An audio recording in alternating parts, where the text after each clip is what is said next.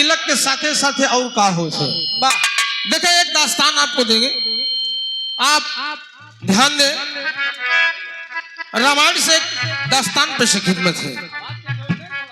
बात उस समय की है जब सीता का स्वयंवर हो गया। सीता का स्वयंवर हुआ। आज जनक नंदिनी रामचंद्र जी के साथ अवधपुर में आई हैं। तमाम अरमान सजा के मन में चली कि मेरा पति कितना अच्छा होगा, मेरे परिवार कितना अच्छा होगा, मेरे परिवार के लोग कितने अच्छे होंगे। ये मन में सोच करके गई और बैठी है। सीता आंगन में बैठी है। क्या करती है कहना मास्टर, एक तर्ज मिला।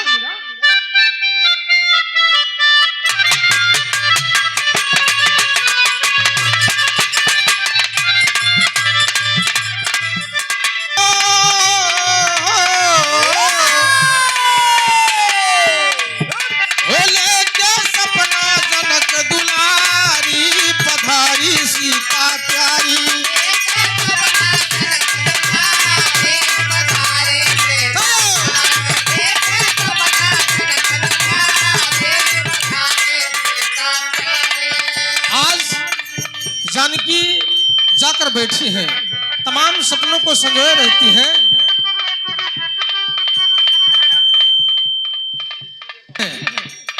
अचानक उनके मुंह से निकला जैसे आज की दुल्हन जाती है। दुल्हन का मतलब जानत है, दुल्हन दू माने दुई, लहिन माने लहाए, दो तरफ से लहावागा ना तो दुल्हन हो गई। और जहां दुई लहा, दुई जने लहा तो मामला हो गया दुल्हा। समझे ना? एक मतलब हो से पत्नी का मतलब होता है पति पर तनी रहने वाली। और अब वही वाइफ सुने ना, वाइफ धर्म पत्नी। धर्म का बेटा माने असली बेटा नहीं है। धर्म का बहन का मतलब असली बहन नहीं है। लेकिन धर्म का पत्नी असली पत्नी होती कैसे?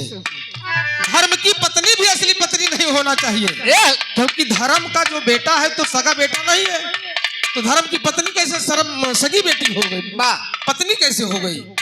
लेकिन ये समाज मानता है दोस्त। क्या कहना है? ओ लेके सपना जनक दुलारी, पधारी सीता प्यारी।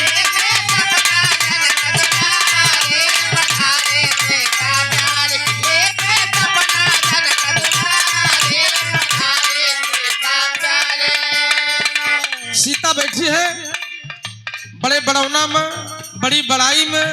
आंगन में तमाम सामान दहेज का रखा हुआ है।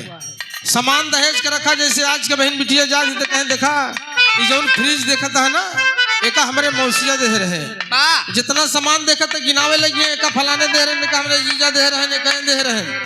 बताती है सीता जी, बताने लगी, कहा कि मेरे बाप ने बहुत कुछ दिया, तमाम चीज दिया, सोने चांदी हीरे जवाहरात, घर भर दिया आपका। माँ कौशल्या बैठ के सुन रही थी। नहीं बोला मैं चक्रवर्ती सम्राट की पत्नी हूँ, ये मुझे देंगे तो मेरे घर में होगा।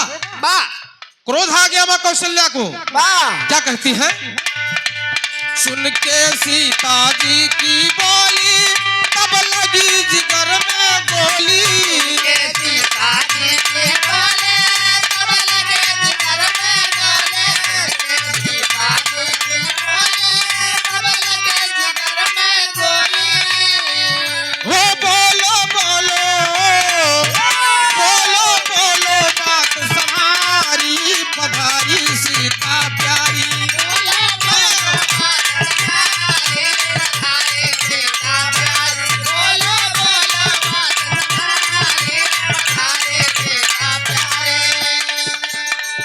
कौशल्या ने कह दिया कि खबरदार ऐसी बात अगर बोली तो औकात में रह करके बात करो। तुम्हारे पिता ने बहुत कुछ दिया, मेरे घर में पहले से सब कुछ था। अगर घोड़े हाथी हीरे जवाहरात दिया, मेरे घर में पहले से था। ऐसी कौन सी चीज लेकर आई हो कि जो मेरे घर में नहीं था? जाओ अपने माँ बाप से कह देना कि मुझे कुछ ऐसी चीज दे कि जो मेरे नगर में ना हो, मेरे घर में ना हो, तब मैं समझूं कि तुम बहुत बहादुर की बेटी हो।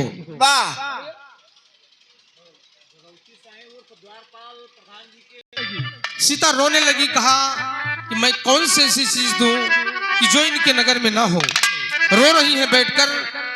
विदाई हो गई। विदाई हुई सीता, फिर जनकपुर गई। अवधपुर से जनकपुर गई, अपनी माँ से कहने लगी ये बात। क्या कहती है? तब सीता के मन को ला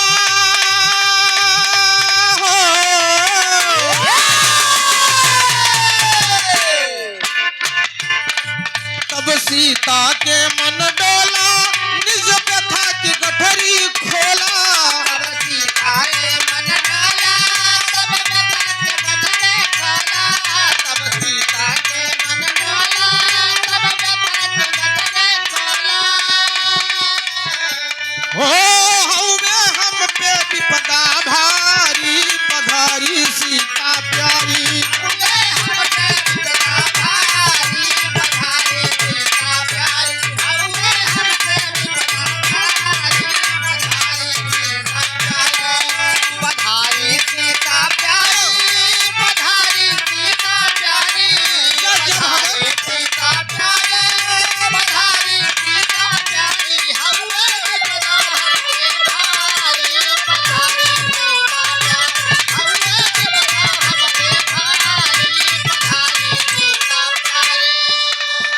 जी आज माँ सुनैना से रोकर कहने लगी कि माँ, मेरे मन में बड़ा दुख है।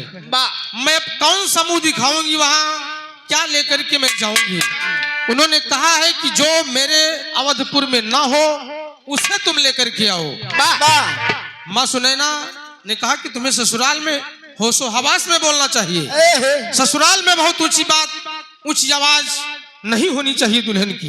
कहा माँ, मैं क्या करूं? सुनैना ने फटकार करके भगा दिया। तुम चली जाओ, मेरे पास ऐसा कुछ भी नहीं है।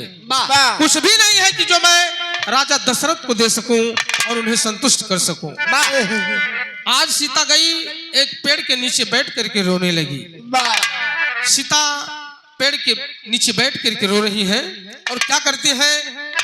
तब सीता करे रुदनवा,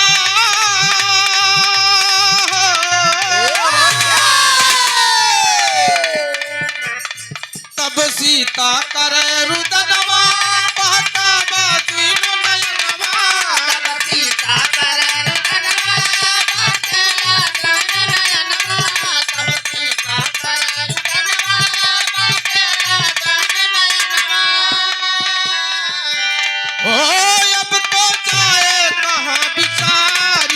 पधारी सीता प्यारी।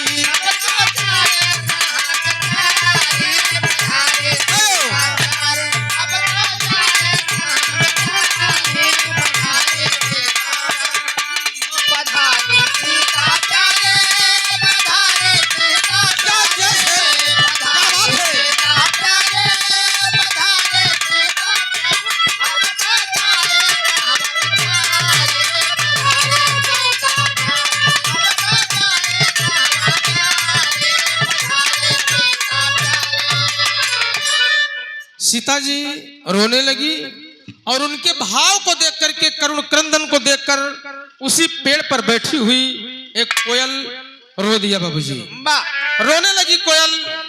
आज ये बेचारी विपद की मारी, इसके ससुराल में ऐसा तंज कसा गया, ये कहाँ जाएगी।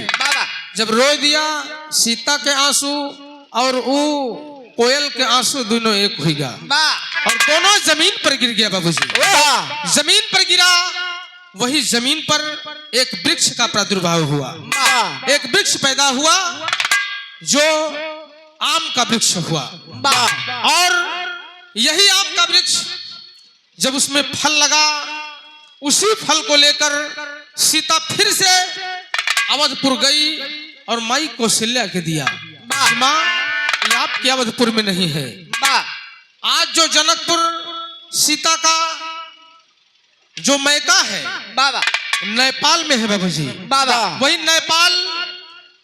नेपाल ही जनकपुर है और वहां से लेकर के अवधपुर अयोध्या की पावन धरा पर सीता जी आई और उन्हें दिया, और वही फल देने के कारण आज शादी विवाह में तिलक में फलदान होता। बिना फलदान के टीका लगाए कोनो मतलब नहीं हो। टीका का मतलब तब होता जब फलदान हो गए तो टीका लगा, दोनों का मामला एक हो गया, एकदम धारा दुरुस्त हो गई। गीत के एकदम आखिरी हमसे कहना है,